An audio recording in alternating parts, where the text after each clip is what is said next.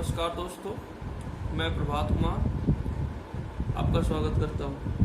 दोस्तों, आज हम कुछ बेसिक्स पॉइंट्स पर चर्चा करेंगे जो कि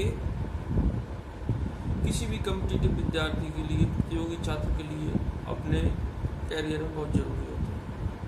क्योंकि आज के समय में इतना कंपटीशन का दौर इतना ज़्यादा हो गया है कि नौकरी पाना बहुत कठिन काम है।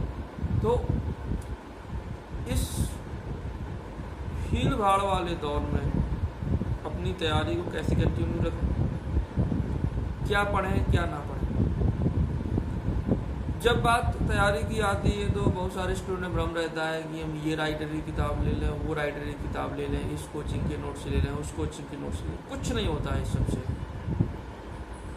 सबसे महत्वपूर्ण होता है, आप सबसे पहले तो जो किसी भी परीक्षा की तैयारी कर रहे हैं, मान लीजिए आप किसी स्टेट लेवल के एग्ज़ाम के लिए या शिक्षक के लिए या सेंट्रल में एसएससी के लिए तैयारी कर रहे हैं, तो उस परीक्षा में जो एग्जामिनर बैठते हैं पेपर सेट करने वाले, उन्हें क्या अभी तक पूछा है, उसका ट्रेंड क्या रहा है, उनका सिलेबस क्या है, वो किस टॉपिक से कितना क्वेश्चन पूछते हैं, किस टॉपिक से क्वेश्चन नहीं पूछते हैं, और क्या उनका कठिनाई का स्तर रहता है।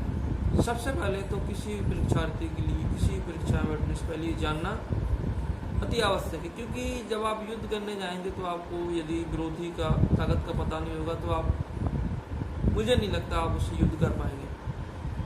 क्योंकि विरोधी की ताकत का पता करना बहुत ज़रूरी है कि वो कितना बलवान है, उसी हिसाब से हमें अपनी तैयारी करनी पड़ेगी। अब्राहम लिंकन ने भी कहा था कि यदि आप मुझे किसी पेड़ को काटने के लिए 10 घंटे दें तो मैं 9 घंटे पहले उस कुल्हाड़ी को धार रखने में समय लगाऊंगा, उसके बाद 1 घंटे में कुल्हाड़ी का से पेड़ काटूंगा। तो कहने का मतलब ये है, किसी परीक्षा में बैठने से पहले आपको उसका गहन विश्लेषण करना पड़ेगा, जो कि बहुत ज़रूरी है। इसके लिए सबसे अच्छा तरीका है कि आप उसके पिछले वर्ष के पेपर सेट निकालें, उसमें आप देखें कि किस टॉपिक से क्या पूछा गया है और उसका लेवल क्या था उसके पूछने का। क्योंकि सिलेबस इतना बड़ा है, हज़ारों किताबें हैं, हज़ारों राइटर हैं। यदि आप किताबों और राइटरों के पीछे भागते रहे तो आप बहुत ज़्यादा समय खराब करते हैं। ये मेरा निजी अनुभव है। क्योंकि जब मैं 2015-2016 के दौर में जब तैयारी कर रहा था, उस वक्त मैं इलाहाबाद में रहता था, देखता था कि बहुत भारी भीड़ होती है दुकानों में किताबों की, और एक ही परीक्षा के लिए 10-10, 15-15 किताबें अलग अलग राइटर्स, अलग अलग पब्लिकेशंस की हैं। स्टूडेंट परेशान हो रहे हैं किसको खरीदें किसको नहीं खरीदें। तो इसमें सबसे बड़ी मेरी राय है, सबसे पहले तो आप प्रैक्टिस सेट अति महत्वपूर्ण मस्ट एकदम से, क्योंकि उसी से आप डिसाइड कर पाएंगे किसी भी एग्ज़ाम का लेवल क्या है।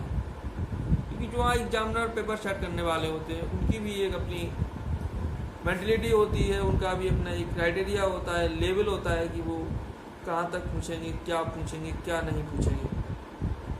तो जब मैं वहाँ रहता था तो मैंने भी देखा, लेकिन मेरे को जो गाइडेंस देने वाले लोग थे उनने मुझे बताया कि आप कुछ निश्चित किताबें लेकर ही चलें। दूसरी चीज़, ज़्यादा स्टडी मटेरियल जोड़ने के चक्कर में ना रहें। तीसरी चीज़, बार बार किताबों को ना बदलें, जिससे पथ का भटका होता है। मान लीजिए आप किसी बुक से 2 टॉपिक पढ़ चुके हैं, तो जो किताबों का बनाने का क्रम होता है वो स्टार्टिंग से होता है सभी में, लगभग टॉपिक बाय टॉपिक। जो टॉपिक हर किताब में, जैसे एक ही सब्जेक्ट को ले लेते हैं, जैसे मैथ ले लेते हैं तो सभी में नंबर सिस्टम के बाद वर्गमूल घनमूल इस टाइप से चलता है। तो ये हर राइटर का यही पैटर्न होता है। तो आप मान लो 2 टॉपिक इस किताब से पढ़ लिए, फिर आपने ये किताब ली तो फिर आपने उतना टाइम वेस्ट किया उसमें, तो इससे आपको बहुत ज़्यादा प्रॉब्लम होगी। तीसरी बात जो अति महत्वपूर्ण है कि जितना ज़्यादा से ज़्यादा हो सके आप पुराने पेपरों को अध्ययन करें, जो मैं पहले ही बता चुका हूँ। उसी से जितने भी, ऐसे मान लीजिए कि आप टीचर बनने के लिए या मान लीजिए स्टेट लेवल की एग्ज़ाम के लिए दे रहे हैं, तो इसका मतलब ये नहीं है कि आप केवल टीचर के ही या स्टेट लेवल का कोई एग्ज़ाम दे रहे हैं, अधीनस्थ सेवा चयन आयोग उत्तर प्रदेश से या व्यापम से मध्य प्रदेश से दे रहे हैं, तो इसका मतलब ये कहता ही नहीं है कि आप केवल उसी के लिए पढ़ें या उसी के पेपर पढ़ें। जैसे एक लेवल होता है, वनडे एग्जाम का एक लेवल होता है मैथ का, जो 1 दिवसीय एग्जाम परीक्षाएं होती हैं, उनका लगभग सभी जगह एक ही लेवल होता है। तो सभी पेपरों के लिए जैसे उत्तर प्रदेश अधीनस्थ सेवा चयन आयोग है और शिक्षक भर्ती करने वाले आयोग हैं जो भी, उन सब का पेपर लगभग सेम रहता है। तो एक तो ये बात हो गई। दूसरी बात मैंने किताबों की बताई कि कम से कम किताबें, कुछ किताबों के नाम मैं बताऊंगा जो आपके लिए उपयोगी सिद्ध होंगी, क्योंकि मैंने अपने कैरियर में 4 एग्ज़ाम बीट किए हैं और आप लोगों का आशीर्वाद रहा, ऊपर वाले का रहा, 5वां एग्ज़ाम भी निकाल सकता हूँ, वो वक्त बताएगा। मेरा निजी अनुभव था कि जब मैंने 2013-14 में तैयारी स्टार्ट की तो उस वक्त मैं ही बहुत ज़्यादा भटकाव में था। तमाम राइटरी किताबें, कम से कम 50 से 60 किताबें मेरे पास रखी हैं अभी भी, 5-5, 6-6 हर सब्जेक्ट की, लेकिन उससे कोई लाभ नहीं हुआ। तो जब मेरा पहला एग्ज़ाम था जो मैंने दिया, मेरे ओनली 62 मार्क्स आए थे एसएससी में 2012 में। 200 में से 62, उस वक्त 200 का पेपर होता था इंटरमीडिएट का। उसके बाद मैंने तैयारी की तो मैंने यही अनुभव किया जो मैंने आपको साझा किया कि सबसे पहले तो ज़रूरी है कि आप पुराने पेपरों का अध्ययन करें, क्योंकि उससे बहुत कुछ काम में आता है। और मैंने 2015 के दौर में तैयारी कायदे से शुरू की, तो मैंने केवल 3-4 किताबों का ये सहारा लिया। शुरुआत में एसएससी का स्टूडेंट था। जीएस के लिए ल्यूसेंट से अच्छी कोई बुक नहीं है बेसिक्स के लिए, क्योंकि यदि आप फिर हर सब्जेक्ट की जीएस के लिए अलग बुक लाएंगे तो आप सिविल सर्वेंट हो जाएंगे। फिर तो सिविल सर्विस की तैयारी करने रहेंगे तो फिर आपका और सारा सब्जेक्ट छूट जाएगा, क्योंकि जब आप हर 1-1 घंटे 2-2 घंटे हर उस पर देंगे जीएस के पे, तो आपका जीएस ही खत्म नहीं हो पाएगा। मैथ के लिए आर.एस. अग्रवाल या राकेश यादव की सबसे बेस्ट बुक्स हैं। इसके अलावा प्रैक्टिस सेट तो है, उसके बिना तो कुछ होना ही नहीं है आपका किसी भी परीक्षा में। तीसरा, हिंदी के लिए आप ले सकते हैं, जैसे आपको शॉर्ट टर्म में चाहिए तो आदित्य की किताबें हैं जो लोकल पब्लिकेशन निकलता है। इसके अलावा आप ले सकते हैं हरदेव बाहरी की हिंदी, जो थोड़ी मोटी होती है, थोड़ा टाइम टेकिंग होती है लेकिन अच्छी होती है। और